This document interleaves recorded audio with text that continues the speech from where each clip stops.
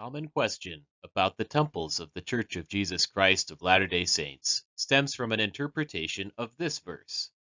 The Most High dwelleth not in temples made with hands.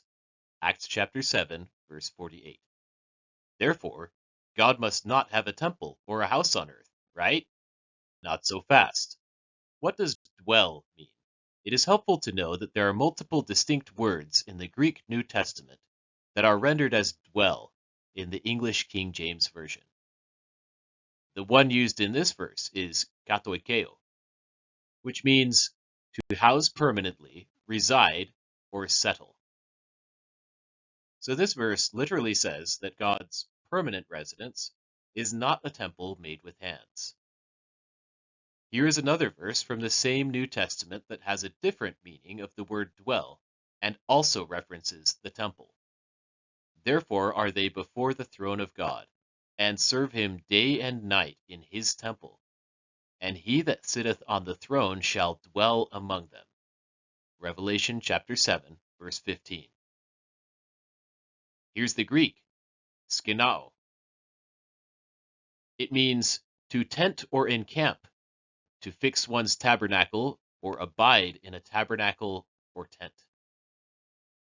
So this verse is literally saying that God will encamp with his people who serve him day and night in his temple. What is the difference between these two dwells? According to the text itself, it's the difference between God camping with the children of Israel, as in the days of Moses, in his tabernacle in the wilderness here on earth, where the cloud and the pillar of fire indicated his physical presence among them, as opposed to his permanent residence in his kingdom in heaven. So to read the verse from Acts chapter 7 again, the permanent residence of the Most High is not a temple made with man's hands, but the immediately following verse says, Heaven is my throne, and earth is my footstool. What house will ye build me, saith the Lord?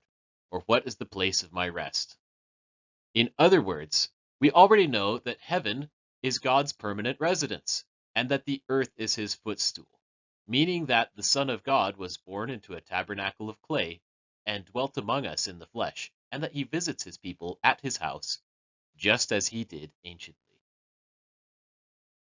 Earlier in this same passage, God admits that he commanded Moses to build the tabernacle in the wilderness and favored the desire of David and Solomon to build him a temple.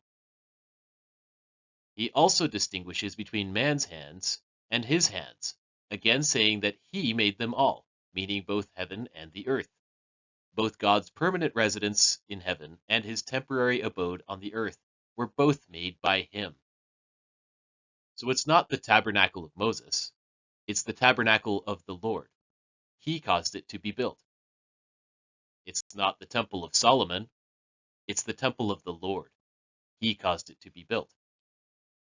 It's not the Mormon temple, it's the house of the Lord. It is his handiwork. Malachi also prophesies, Behold, I will send my messenger, and he shall prepare the way before me.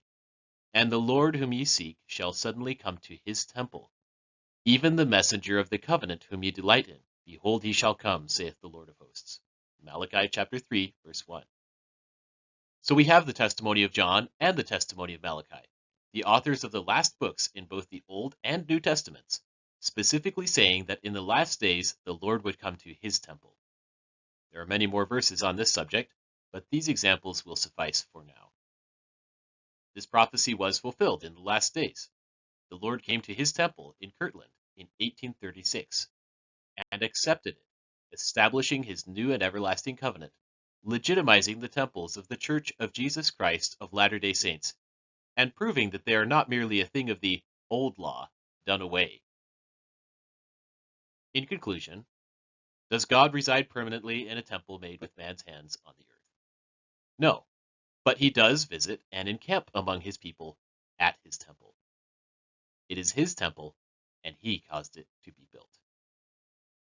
So something the temples of the Church of Jesus Christ of Latter-day Saints have definitively in common with the kingdom of heaven, where God resides permanently, is that regardless of the length of his stay, he does dwell in both locations. Of the two, his time on earth is relatively short and temporary compared to eternity. His house here on earth, which he visits temporarily, is designed to prepare us for the celestial kingdom where he lives permanently. Hence the commandment to seek the Lord while he may be found, call upon him while he is near.